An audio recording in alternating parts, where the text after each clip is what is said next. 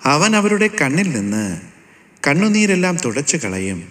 ഇനി മരണമുണ്ടാകയില്ല, ദുഃഖവും മുറവിളിയും കഷ്ടതയും ഇനി ഉണ്ടാകയില്ല. ഒന്നാമത്തേത് കഴിഞ്ഞുപോയി. സിംഹാസനത്തിലിരിക്കുന്നവൻ ഇതാ ഞാൻ സകലവും പുതുതാക്കുന്നു എന്ന് അരുളി ചെയ്തു. എഴുതുക, ഈ വചനം വിശ്വാസയോഗ്യവും സത്യവുമാകുന്നു എന്നും അവൻ കൽപ്പിച്ചു.